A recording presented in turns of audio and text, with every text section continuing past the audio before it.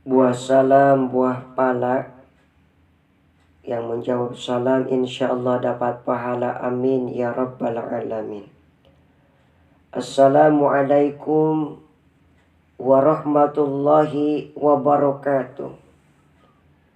Bapak-bapak, ibu-ibu, adik-adik remaja, para jamaah, para pemirsa, para youtuber dimanapun anda berada, yang saya cintai dan yang dicintai karena Allah, I love you forever. Di kesempatan video kali ini, saya akan menyajikan spesial kumpulan ceramah almarhum Kiai Haji MZ. Mudah-mudahan lewat ceramah beliau kita banyak mendapatkan pencerahan, banyak umat yang mendapatkan hidayah. Tapi sebelumnya mari kita doakan mudah-mudahan almarhum Kiai Haji MZ di alam kuburnya mendapatkan nikmat kubur, dilapangkan serta kelak jadi penghuni surganya Allah, amin ya rabbal alamin. Baik, inilah kumpulan ceramah Kiai Haji MZ. Selamat mendengarkan. Tapi sebelumnya saya akan berpantun dulu. Pergi ke pasar membeli buah naga, penjualnya jujur dan ramah. Insya Allah kita masuk surga karena sering dengerin ceramah, amin ya rabbal alamin. Terima kasih. Assalamualaikum warahmatullahi wabarakatuh. Selamat mendengarkan. Bismillahirrahmanirrahim. Alhamdulillahi rabbil alamin. Wal aqibatu lil muttaqin. Wala udwana illa 'alal zalimin. والصلاة والسلام على أشرف الأنبياء والمرسلين سيدنا ومولانا محمد وعلى آله وأصحابه المجاهدين الطاهرين أما بعد. Saudara-saudara kaum muslimin rahimakumullah, setiap kita muslim di dalam kehidupan ini selalu ingin dicintai oleh Allah Subhanahu wa ta'ala. Dan tidak seorang pun di antara kita yang hidup ingin dimurkai oleh Allah Subhanahu wa ta'ala. Jangankan lagi dimurkai Allah, dimarahi tetangga saja kita kadang-kadang sudah merasa tidak enak. Padahal bagaimanapun, kalau sekadar dimarahi tetangga, kita masih bisa menghindar, pergi atau pindah ke tempat lain. Tahun depan kita kembali lagi, barangkali sudah bisa berdamai. Tapi jikalau Allah yang murka kepada kita, padahal alam ini adalah miliknya belaka, rasanya kemana lagi langit tempat kita bernaung, dan kemana lagi bumi tempat kita berpijak. Setiap orang ingin dicintai Allah, tapi tidak setiap orang mau melakukan perbuatan-perbuatan yang kalau dikerjakannya Allah akan cinta kepadanya. Dan setiap orang tidak ingin dimurkai Allah, tapi orang kadang-kadang tanpa sadar melakukan perbuatan-perbuatan yang justru dimurkai oleh Allah Subhanahu wa ta'ala. Pada pertemuan kali ini, ingin saya sampaikan kepada hadirin satu hadis qudsi di mana Allah Subhanahu wa ta'ala berfirman melalui lisan Nabi besar Muhammad sallallahu alaihi wasallam, "Uhibbu salatan wa hubbi li salatin asad." Aku cinta, kata Allah, kepada 3 macam golongan manusia, tapi aku lebih cinta lagi kepada yang 3 macam lagi. Jadi ada yang sekedar dicintai Allah, ada yang lebih lagi dicintai oleh Allah Subhanahu wa ta'ala. Siapa mereka? mari kita ikuti satu persatu isi daripada hadis qudsi ini. Yang pertama, uhibbu ahlas safa. Aku cinta, kata Allah, kepada orang-orang yang pemurah. Aku cinta kepada orang-orang yang ringan tangan, mempunyai kepekaan sosial yang tinggi, gemar menolong orang yang memang memerlukan pertolongan. Aku cinta kepada orang-orang yang semacam itu. Saudara-saudara kaum muslimin rahimakumullah, di zaman sekarang ini, seiring dengan makin tajamnya persaingan hidup, makin tingginya tensi ekonomi, antara tenaga kerja yang masuk pasaran dengan lapangan kerja yang tersedia jauh dari memadai, gaya hidup orang sempit, semakin individualis. Timbullah sikap hidup elu-elu, gua-gua. Kepekaan sosial mulai lentur dan luntur, tapi tidak terwujud di dalam kehidupan sehari-hari. Padahal agama mengajarkan Allah cinta kepada orang-orang yang bermurah tangan, gemar melakukan pertolongan, peka melihat penderitaan dan kesulitan orang lain. Adalah Allah melebihkan rezeki sebagian kita dari yang lain. Dimaksudkan untuk saling tolong-menolong, bahu-membahu dan bantu-membantu.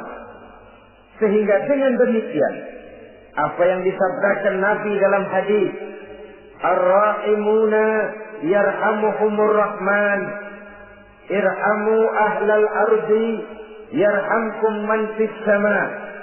Orang-orang yang punya sifat belas kasih akan dikasihi oleh Allah Subhanahu wa ta'ala. Sayangi yang di permukaan bumi, nanti yang di langit akan sayang kepadamu. Akan turun rahmatnya kepada kita bersama. Alangkah nikmatnya kehidupan ini, jikalau yang berkuasa menyayangi yang lemah lalu melindunginya, jikalau yang alim menyayangi yang awam lalu membimbingnya, jikalau yang kaya menyayangi yang miskin lalu mengulurkan tangan memberikan bantuannya, akan terciptalah rahmat dalam kehidupan. Tapi jikalau sebaliknya, yang berkuasa malah menindas dan menekan yang lemah, yang alim malah membodoh-bodohi yang memang sudah bodoh, sementara yang kaya menyantap yang miskin, akan terjadilah bala dan bencana dalam kehidupan. Bukan lagi rahmat yang turun, melainkan azab akan menimpa kita secara keseluruhan. Begitulah terdapat tirai halus yang memisahkan kita dari konsep ajaran agama kita yang luhur. Agama mengajarkan yadul ulya khairun min yadi sufla, bahwa tangan di atas lebih baik daripada tangan yang di bawah. Orang yang memberi lebih baik daripada orang yang menerima. Tapi yang kita praktekkan, kita selalu berada pada posisi tangan di bawah. Menjadi umat yang manja, yang lemah, padahal bukan tidak punya potensi. Tapi mungkin karena kita tidak pandai menginventarisir potensi. Kadang-kadang ada panitia pembangunan masjid, membangun masjid, meletakkan batu pertama, sekaligus jadi batu terakhir. Setelah itu la yamutu wa la yahya, hidup tidak kelihatan geraknya, mati pun tidak ketahuan kuburannya. Masjid impoten, pesantren terbengkalai, majelis taklim terlunta-lunta, rumah sakit Islam tak kunjung selesai. Tidak adakah orang Islam yang kaya? Banyak. Tidak adakah orang Islam yang punya posisi kunci, posisi basah, posisi menentukan? Banyak. Secara jujur kita harus berkata, yang belum banyak ialah yang mau berbuat atas nama dan demi kepentingan agamanya. Kita juga bukan tidak punya potensi. Kita tidak pandai menginventarisir potensi untuk kepentingan dan kemaslahatan kita bersama. Saudara-saudara kaum muslimin rahimakumullah. Dengan demikian, kita bisa lihat dalam kehidupan sehari-hari, di masjid misalnya, Itu kalau hari Jumat kadang-kadang kita sengaja mau berangkat sholat Jumat tidak bawa uang. Maka yang paling lancar di masjid, kotak. Karena boleh lihat kotak itu. Dari sudut ke sudut hampir tidak pernah macet. Lancar betul jalannya. Sekali macet, kotak 50. 100. Wajar kalau masjid-masjid kita lalu important. Bagaimana akan mengadakan kegiatan kalau tidak ada dana? Oleh karena itu pada kesempatan ini saya ingin mengajak, berbahagialah kita jikalau oleh Allah Subhanahu wa taala diberikan kepercayaan berupa titipan, wa mal malu wal banuna illa wada'i. Harta dan anak-anak tidak lain satu titipan dari Allah Subhanahu wa taala. Dan pada satu saat titipan itu akan diambil oleh yang empunya. Allah cinta kepada orang-orang yang pemurah. Allah akan memberikan balasan yang berlipat ganda. Kalau saudara bersedekah kepada anak yatim, bukan yatim itu yang akan membalasnya. Kalau saudara membantu pembangunan masjid, bukan panitia masjid yang akan memberikan ganjarannya. Kalau saudara membangun pondok pesantren, bukan kiai yang punya pesantren yang akan memberikan balasannya. Allah Subhanahu wa taala melalui jalan yang tidak kita sangka-sangka, melalui jalan yang dalam istilah Quran disebut min haitsu la yahtasib, melalui jalan yang tidak pernah kita hitung, kita sangka sama sekali. Jalan gaib yang hanya Allah saja yang Maha tahu. Sebaliknya, wa hubbi lil faqir as-sakhi asad, kata Allah. Aku cinta kepada orang-orang yang pemurah, tapi aku lebih cinta lagi kepada orang-orang miskin yang pemurah. Orang kaya pemurah, Allah cinta. Orang miskin pemurah, Allah lebih cinta. Kenapa? Kalau orang kaya sedekah 5.000 rupiah misalnya, orang miskin pun sedekah 5.000 rupiah, sama jumlahnya, sama ikhlasnya, sama halalnya, tapi besarnya pahala lebih besar sedekah si miskin yang 5.000 rupiah itu ketimbang si kaya yang juga 5.000 rupiah. Kenapa maka demikian? Oh, buat orang kaya uang 5.000 apalah artinya? Tapi buat si miskin, untuk jumlah 5.000 itu dia harus peras keringat, banting tulang, pergi pagi, pulang sore, kaki jadi kepala, kepala jadi kaki. Tapi kok dia berani bersedekah sejumlah sedekahnya orang kaya. Ini yang dinilai oleh Allah Subhanahu wa taala. Saudara-saudara kaum muslimin rahimakumullah. Sifat inilah yang dahulu dicontohkan oleh baginda Rasul. Bahkan apa yang beliau sedekahkan kepada orang lain biasanya adalah sesuatu yang lebih baik dari apa yang beliau pakai sendiri. Watak ini yang diikuti oleh generasi sahabat. Kita ambil contoh ketika terjadi perang Tabuk misalnya. Datanglah Sayyidina Abu Bakar Siddiq, membawa seluruh harta bendanya disumbangkan di jalan Allah. Melihat ini Nabi bertanya, "Hal tarakta li ahlika syai'an ya Abu Bakar?" Wahai Abu Bakar, begini banyak harta yang kau infakkan fi sabilillah ini. Apakah buat keluargamu sudah kau tinggalkan? Sayyidina Abu Bakar dengan tegak menjawab, "Taraktu lahumullaha wa rasulahu." Sudah, saya tinggalkan mereka Allah dan Rasulnya. Saya tinggalkan mereka keyakinan, akidah, iman, bahwa kalau kami menolong Allah, menolong agama, Allah akan menolong kami. Bahwa kami tidak akan jadi melarat karena memperjuangkan agama. Bahwa kami tidak akan jatuh miskin kalau harta ini kami belanjakan di jalan Allah. Kami tinggalkan keyakinan itu kepada anak-anak dan istri di rumah. Sementara harta yang ada, seluruhnya kami bawa kemari. Keyakinan yang dimiliki oleh Sayyidina Abu Bakar Siddiq di zaman sekarang ini sudah merupakan keyakinan yang sangat langka. Kita belum yakin benar akan kebenaran janji Allah. Sehingga dengan demikian timbullah keraguan-raguan. Apa iya kalau saya belanjakan uang ini di jalan Allah akan ada balasannya? Apa iya kalau uang ini saya gunakan untuk melaksanakan ibadah akan datang balasannya? Padahal dalam hadis qudsi Allah menjanjikan, ana inda dhanni abdi bi. Aku ini, kata Allah, bagaimana menurut persangkaan hambaku saja kepadaku. Kalau dia sangka baik, insya Allah baik datangnya. Kalau dia sangka tidak, aku bagaimana menurut sangka hambaku kepadaku. Itulah sebabnya dalam segala hal kita harus husnuzan, berbaik sangka kepada Allah Subhanahu wa ta'ala.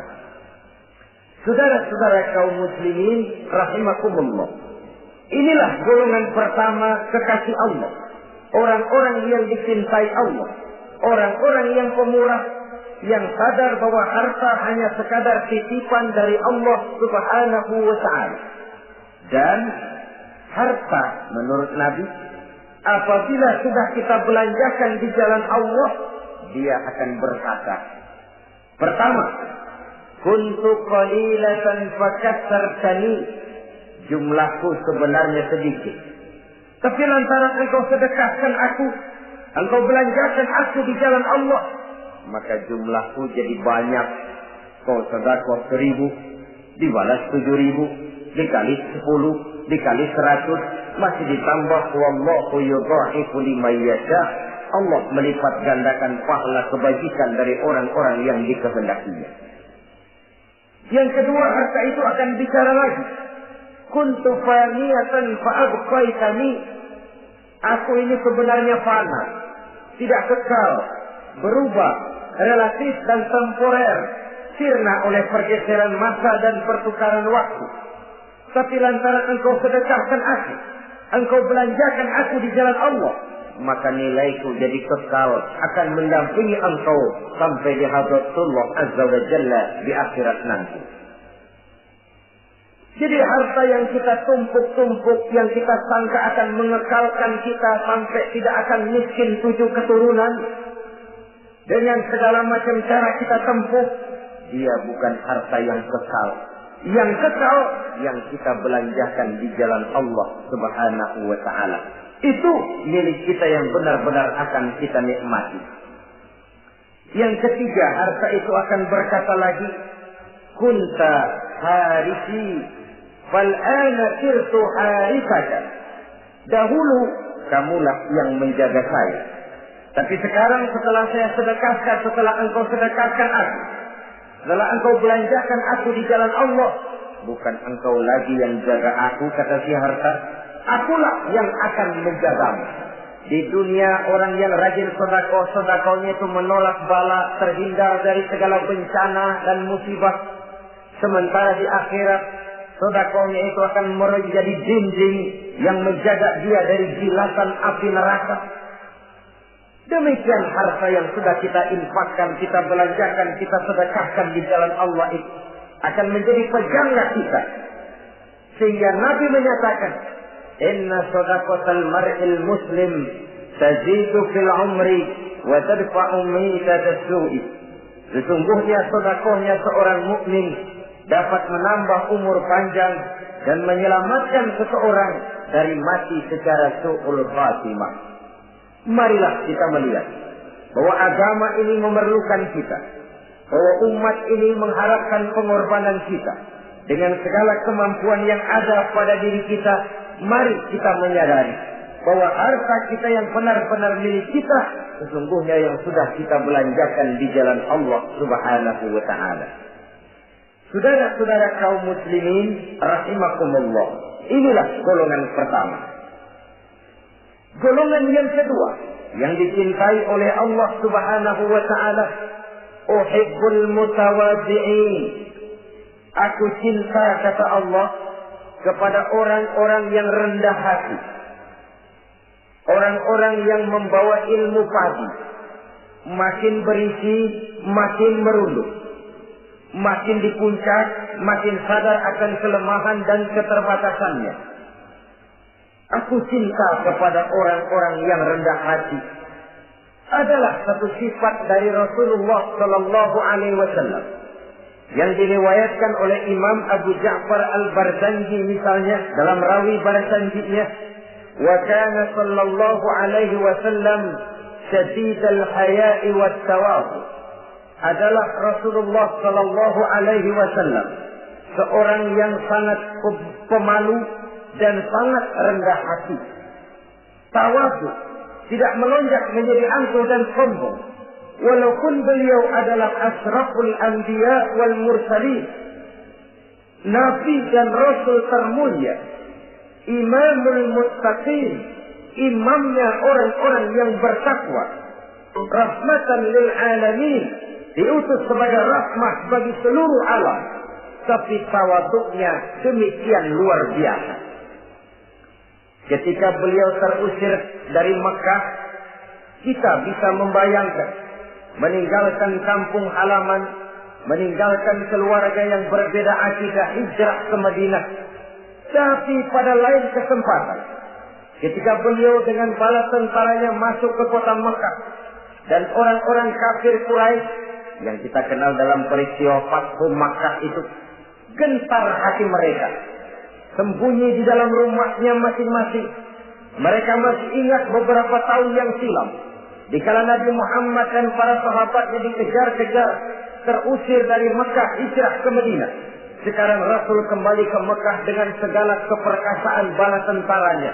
Mereka berpikir, andai kata Muhammad mau saja membalas dendam, habis kita ini, habis tidak akan tersisa. Dahulu dia kita caci maki, dahulu dia kita usir, dahulu dia kita kejar-kejar untuk kita bunuh. Sekarang kita tidak berdaya. Muhammad dengan perkasa, dengan bala tentaranya yang gagah sekarang masuk ke kota Mekah. Apa yang harus kita lakukan? Mereka menunggu dan menunggu. Dan Nabi dengan gagah masuk ke kota Mekah bersama bala tentaranya. Apa ucapan yang pertama beliau lontarkan? Pembalasan dendam? Tidak. Mencari orang-orang yang dulu mengejar, memusuhi, mengancam akan membunuhnya? Tidak. Beliau tidak teriak-teriak, mana itu Abu Jahal, mana itu Abu Lahab, mana itu Abu Sufyan, mana itu dulu orang-orang yang memusuhi saya dan sahabat saya, ayo keluar kalau berani. Tidak. Pidato ucapan pertama yang keluar dari bibir yang mulia itu sungguh di luar perkiraan kufar Quraisy. Apa jawab Nabi? Pidato Nabi, al-yauma yaumul marhamah. Tuan-tuan para Quraisy, tidak usah khawatir. Hari ini adalah hari yang penuh kasih sayang. Saya masuk ke kota Makkah semata-mata untuk menunaikan ibadah. Tidak akan ada balas dendam. Tidak akan ada pertumpahan darah. Siapa yang masuk ke Masjidil Haram dia aman. Siapa yang masuk ke Masjidil Haram dia senang, tidak akan diganggu barang sedikit pun. Bersih hatinya dari balas dendam. Tidak ada watak untuk menunjukkan kepungahan pada beliau berada di puncak kejayaan. Tidak. Ini yang disebut syadidul haya wa tawadhu. Sangat rendah hati. Tidak melonjak menjadi angkuh dan sombong lantaran keberhasilan yang pernah dicapainya. Uhibbul mutawadhi'in. Aku cinta kepada orang-orang yang rendah hati. Makin berkuasa, makin rendah hati. Makin berilmu, makin rendah hati. Makin kaya, makin tawadhu. Wa hubbi lil ghaniyil mutawadhi asad. Tetapi kata Allah, aku lebih cinta lagi kepada orang-orang kaya yang rendah hati. Orang miskin tidak sombong, Allah cinta. Orang kaya tidak sombong, Allah lebih cinta. Sebabnya apa? Rasa-rasanya kalau ada orang miskin tidak sombong, memang sudah harusnya. Tapi kalau ada orang kaya, apa saja dia punya. Kebunnya ada di mana-mana, kendaraannya sejumlah keluarganya, Uangnya, depositonya ada di berbagai bank, pabriknya banyak. Apa saja dia punya, tapi tidak sombong, tawadhu. Ini yang lebih dicintai oleh Allah Subhanahu wa ta'ala. Saudara-saudara kaum muslimin rahimakumullah. Oleh karenanya hadis qudsi ini menanamkan kesadaran kepada kita bersama bahwa yang pantas untuk sombong hakikatnya cuma Allah saja. Itu sebabnya salah satu asmaul husna Allah disebut al-mutakabbir. Kalau Allah sombong, wajar, karena memang tidak ada Tuhan lain selain Allah. Alam dan seluruh isinya adalah miliknya belaka. Tidak ada satupun yang bisa mengklaim. Al-mutakabbir huwallah. Yang pantas sombong hanya Allah Subhanahu wa ta'ala. Saudara-saudara kaum muslimin rahimakumullah. Yang ketiga, orang yang dicintai oleh Allah Subhanahu wa ta'ala, uhibbut taibin. Aku cinta kepada orang-orang yang bertaubat. Kepada orang-orang yang apabila berbuat kesalahan, dia segera sadar. Dijadikannya kesalahan itu sebagai satu pelajaran untuk tidak diulanginya lagi pada masa yang akan datang. Adalah lebih baik kita mulai dari kertas yang kelabu, hitam sekalipun, kalau akhirnya akan menjadi lembaran-lembaran yang putih, ketimbang kita mulai dengan lembaran yang putih, kalau akan ditutup dengan lembaran-lembaran hitam noda yang tidak berhapus. Allah Subhanahu wa ta'ala Maha Pengampun, Pengasih dan Penyayang. Ia akan memaafkan segala perbuatan yang bersifat salah dari hamba-hambanya, asalkan tidak diulanginya lagi. Manusialah yang sering kejam, membiarkan dirinya larut dan hanyut diseret arus dosa.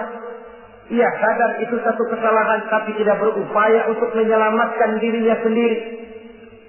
Apakah itu berupa yang namanya judi, minuman keras, menipu orang lain, durhaka kepada kedua orang tua, jahat kepada tetangga, suka memfitnah orang lain.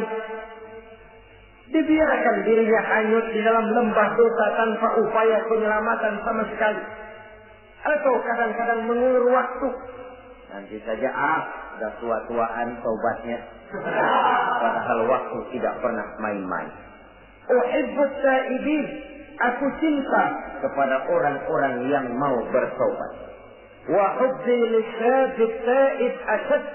Tapi aku lebih cinta lagi kepada orang-orang muda yang mau bertaubat. Apabila orang tua bertaubat, Allah cinta. Anak muda bertaubat, Allah lebih cinta. Dalam usia mudanya, di mana darah masih mengalir dengan panas, sejuta khayal dan keinginan masih bersemi di dalam benaknya, dia sanggup blokir semua itu, disalurkannya di jalan Allah. Allah cinta sekali kepada orang-orang semacam itu.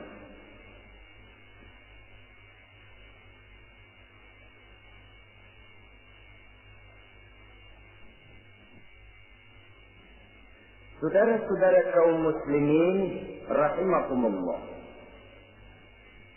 Kalau tadi sudah saya jelaskan 3 golongan orang-orang yang dicintai Allah, yakni para kekasih Allah.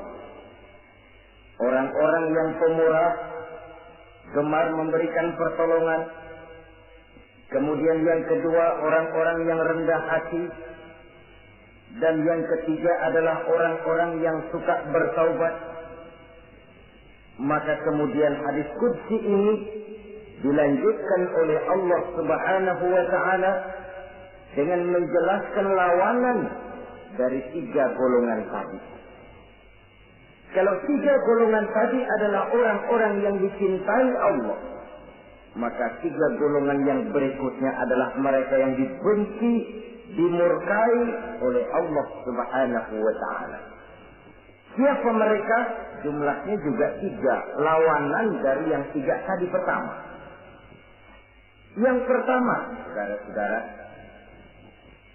abghadul bukhala, Aku benci, kata Allah, kepada orang-orang yang bakhil, orang yang kikir,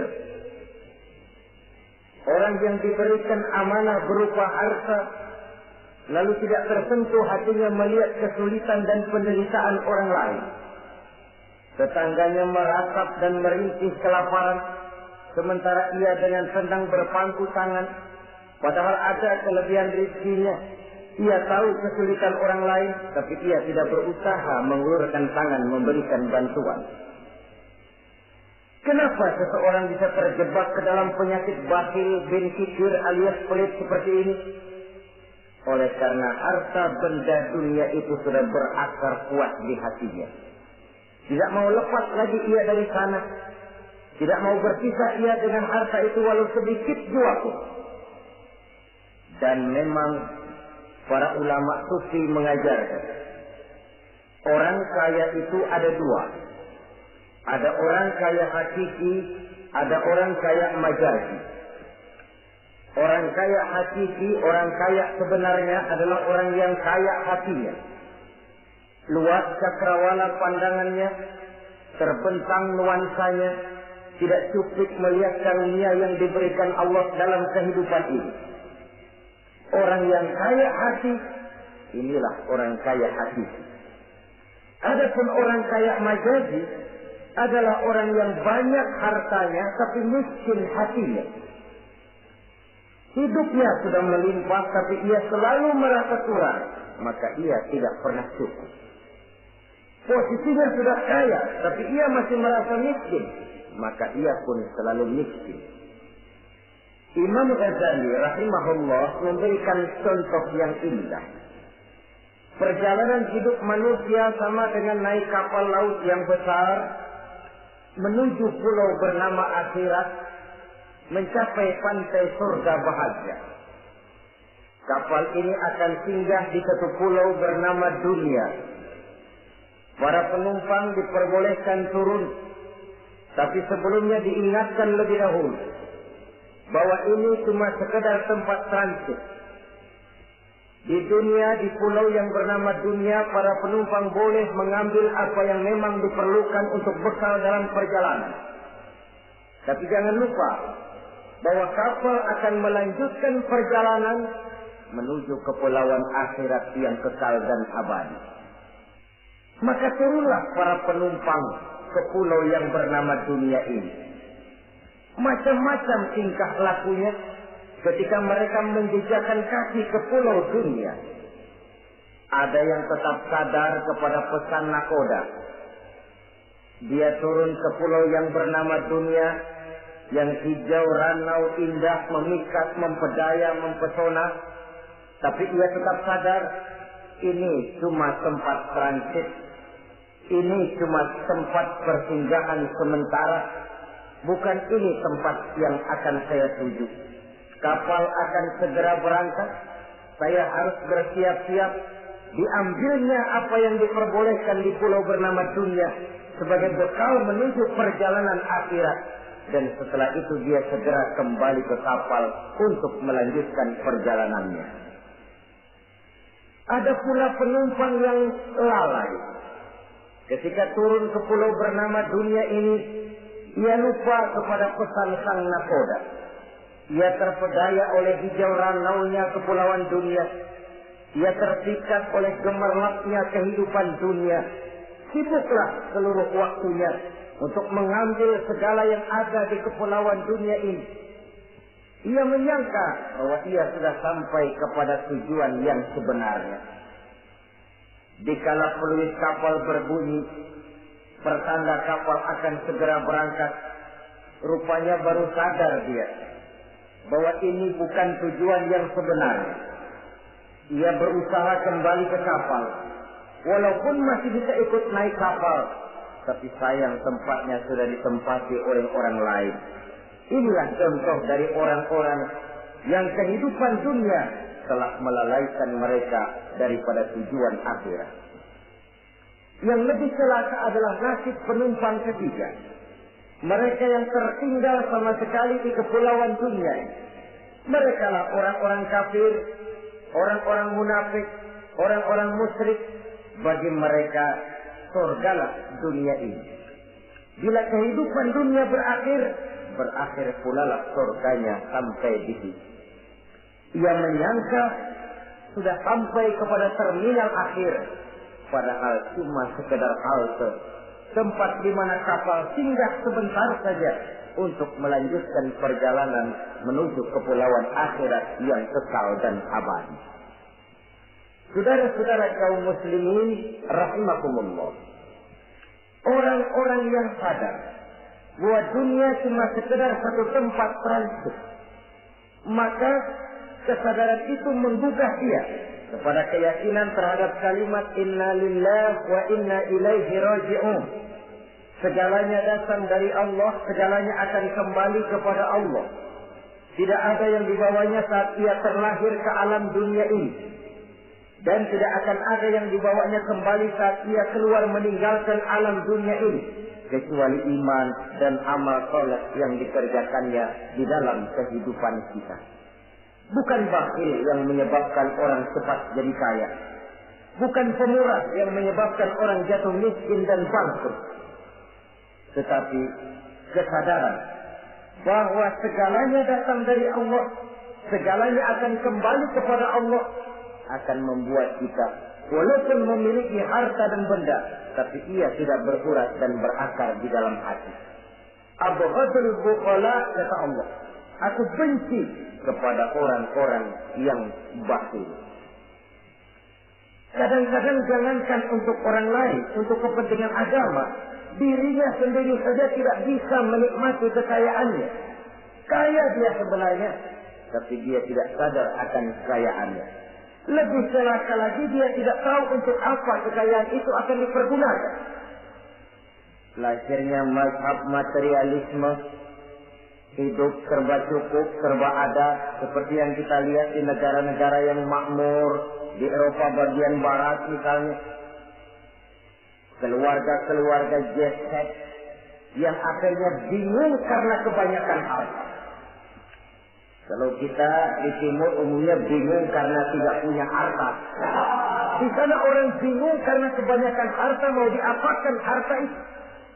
Akhirnya timbullah gaya hidup yang aneh-aneh, membentuk klub-klub nudis terlepas dari pergaulan dunia ramai, bergerombol tidur di gua-gua, padahal rumahnya macam istana, kamarnya 37, ada kolam renang, ruangan ber-AC, kemana pergi mobil sejumlah keluarga, dari merek-merek yang mewah, keluaran mutaakhir.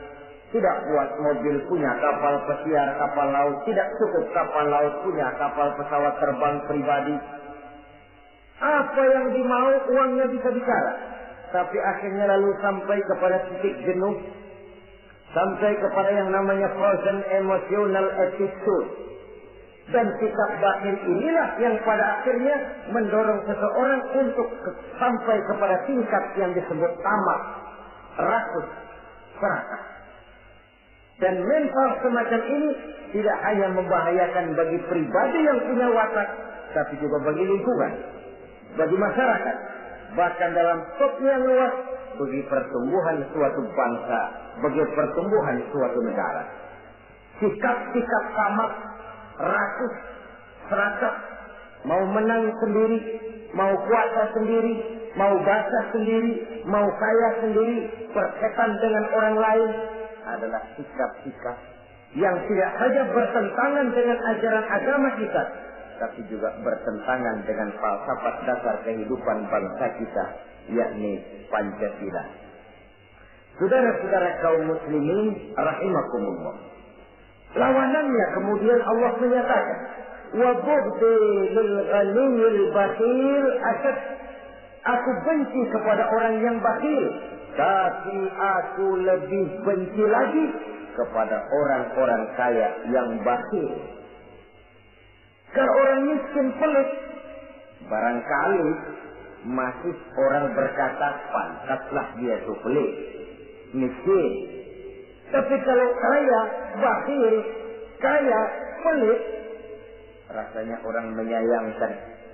Apa saja dia punya, tapi bakhil, pelit, tidak sadar bahwa itu adalah amanah Allah yang satu saat akan dimintakan pertanggungan jawab di padang mahsyar nanti. Inilah golongan pertama yang dibenci oleh Allah Subhanahu wa ta'ala. Golongan yang kedua, abghadul mutakabbirin. Aku benci kepada orang-orang yang sombong. Baik sombong oleh karena kekuatan, wewenang, jabatan. Baik sombong oleh karena ilmu pengetahuan, skill, keahlian, kemampuan. Baik sombong oleh karena harta benda dan kekayaan. Sombong dalam segala bentuknya tidak disenangi oleh Allah Subhanahu wa ta'ala. Inilah yang saya maksud tadi dengan membawa ilmu pagi seharusnya. Semakin berisi, semakin merunduk. Sebab pepatah orang-orang tua kita bilang, air beriak tanda tak dalam, tong kosong bunyinya nyari. Orang belajar silat kalau baru dapat 2-3 jurus memang genit, bukan main. Sesuatu yang barangkali sudah lumrah dalam kehidupan. Tapi yang diajarkan oleh agama, abghadul mutakabbirin, aku benci kepada orang-orang yang sombong.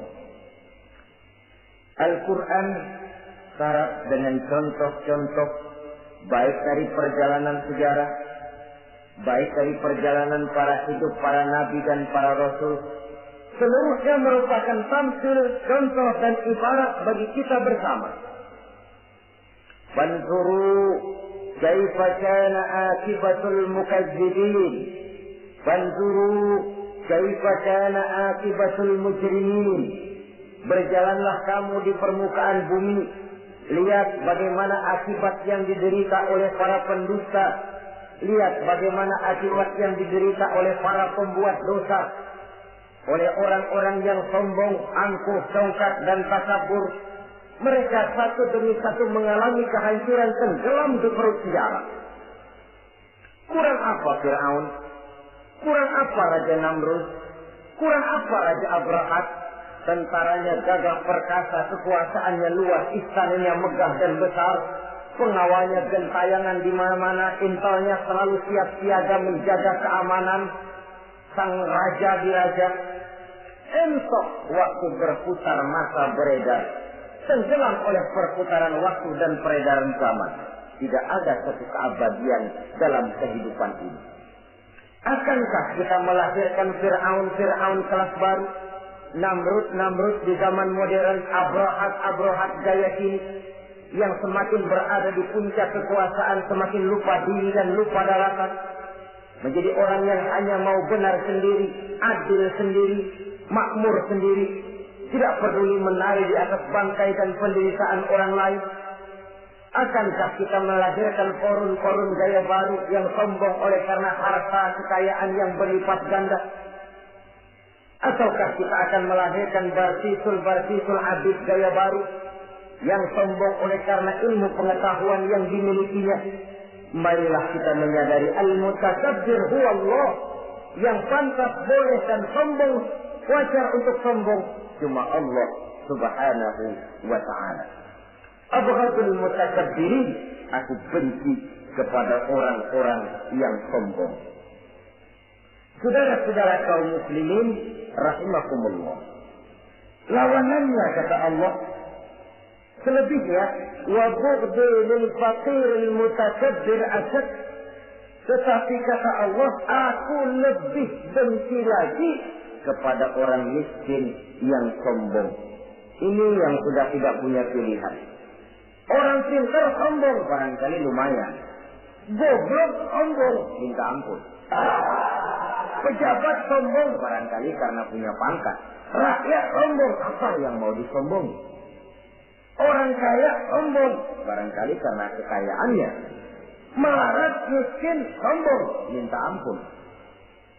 Sebab itu kata Allah, aku benci kepada orang-orang sombong, tapi aku lebih benci lagi kepada orang-orang miskin yang sombong.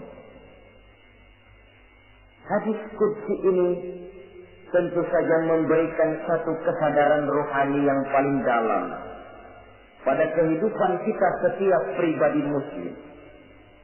Bahwa kita sejauh yang bisa kita lakukan hanyalah berusaha, berbuat. Kita terikat oleh sunnatullah, kata kita orang beragama, hukum alam, kata para ahli alam, natural of law katanya.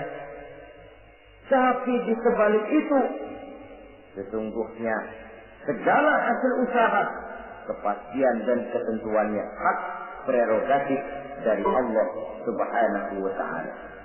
Sehingga pada puncaknya kita akan sampai kepada jujur, la haula wa la quwwata illa billah.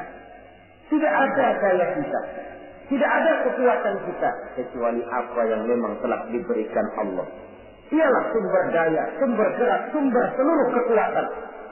Dan kita manusia hanya mencapai itu kalau dikaruniai oleh Allah Subhanahu wa Ta'ala. Sewajarnya, makin bertambah ilmu, makin sadar kita akan kebodohan kita. Seperti yang diucapkan oleh Al-Imam Syafi'i rahimahullah, setiap tambah ilmuku, bertambah taulah aku akan kebodohan. Sewajarnya, semakin bertambah harta kita, semakin sadar kita akan kemiskinan kita. Semakin bertambah tinggi pangkat dan jabatan kita, semakin sadar kita dari mana kita datang, kemana kita akan pulang, dan di mana kita akan berada sekarang. Dengan kata lain, ilmu itu, harta itu, pangkat dan kedudukan itu, sesuatu yang perlu dan perlu. Tapi bukan sebagai tujuan. Semuanya cuma sekedar alat. Tujuannya apa? Jangka panjang di akhirat untuk mencapai ridho Allah. Jangka pendek di dunia ini harus menjadi rahmatan lil alamin.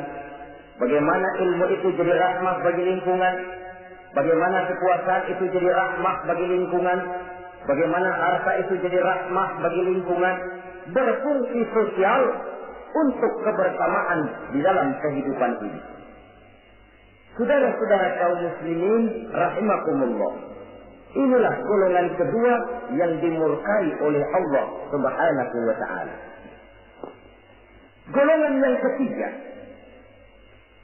abghadul fasad, aku benci, kata Allah, kepada orang-orang yang berhati keras, berhati batu, tidak mempan nasihat, baik nasihat itu datang dari Allah, baik nasihat itu datang dari orang lain, baik nasihat itu datang dari dalam dirinya sendiri, atau nasihat yang dipandangnya, yang dilihatnya dalam segala gerak kehidupan.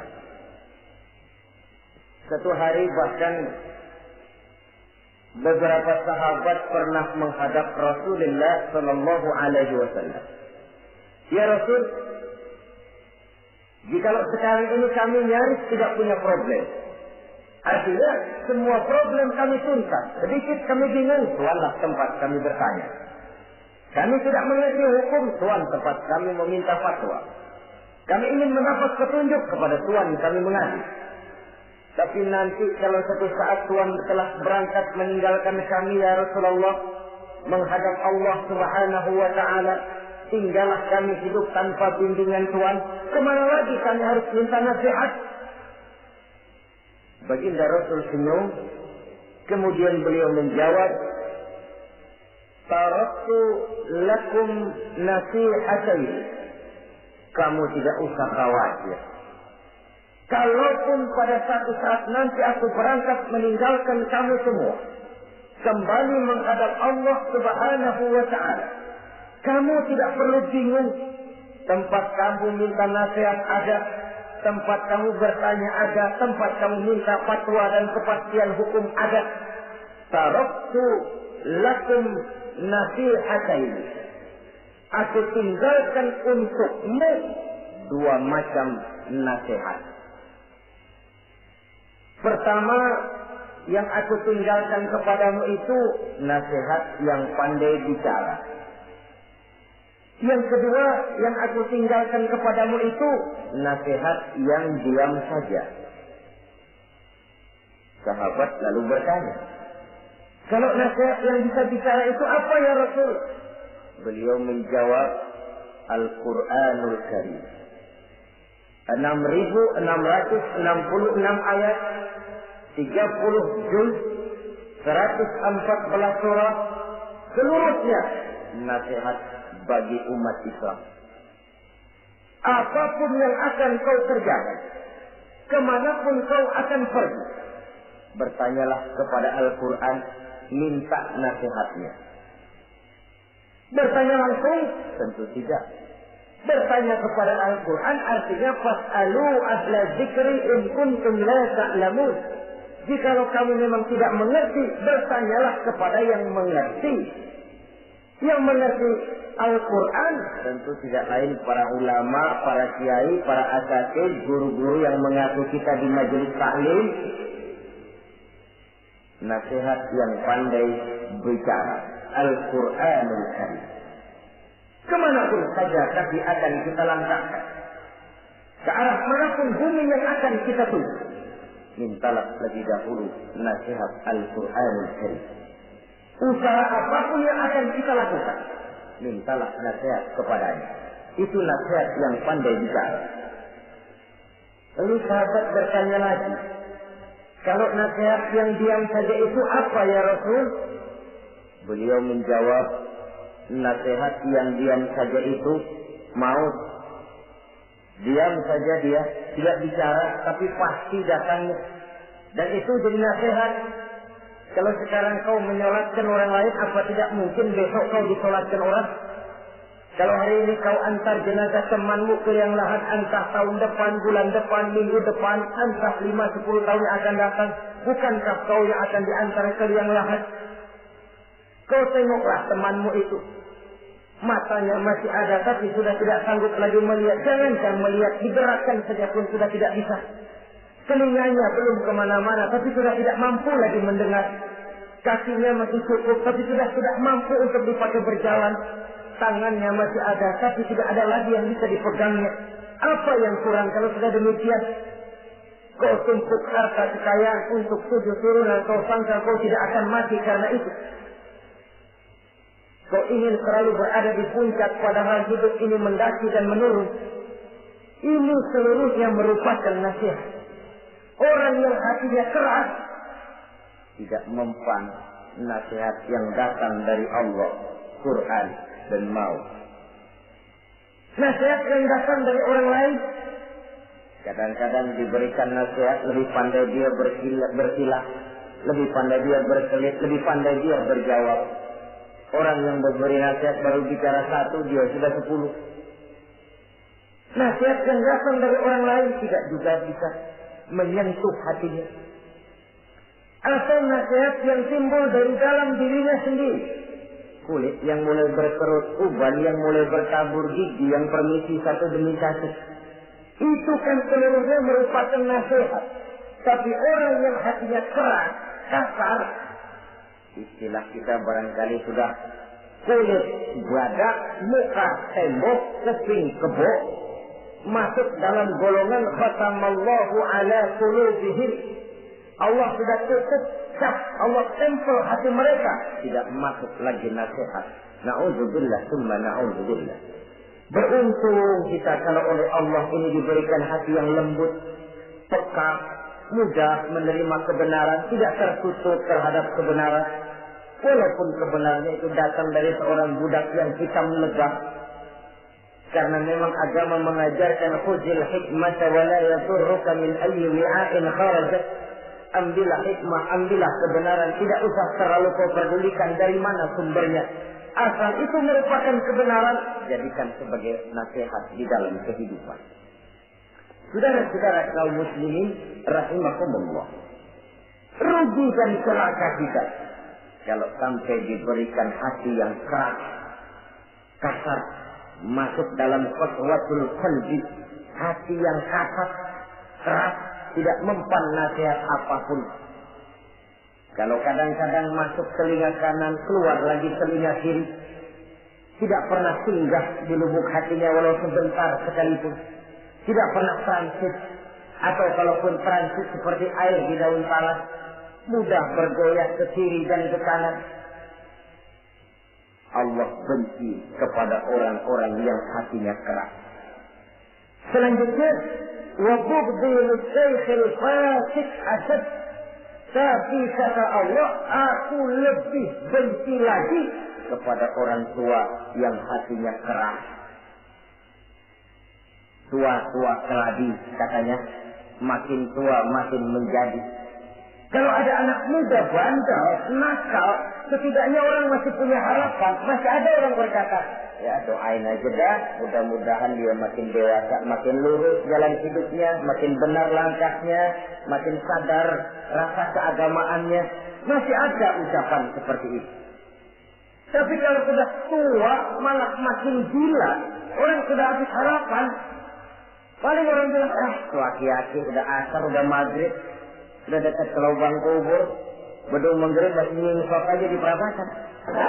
Saudara-saudara kaum muslimin, habis rasanya harapan orang. Aku benci kepada orang yang hatinya keras. Tapi aku lebih benci lagi kepada orang tua yang berhati keras. Kenakalan remaja dibenci Allah. Kenakalan orang-orang tua lebih dibenci oleh Allah Subhanahu wa ta'ala. Saudara-saudara kaum muslimin rahimakumullah, semoga kita termasuk ke dalam golongan orang-orang yang dicintai Allah, para kekasih Allah, dan kita berlindung kepada Allah jangan sampai termasuk ke dalam golongan orang-orang yang dimurkai dan dibencinya. Inilah yang kita bicarakan pada pertemuan kali ini. Terima kasih dan mohon maaf. Wassalamualaikum warahmatullahi wabarakatuh. Waalaikumsalam warahmatullahi wabarakatuh.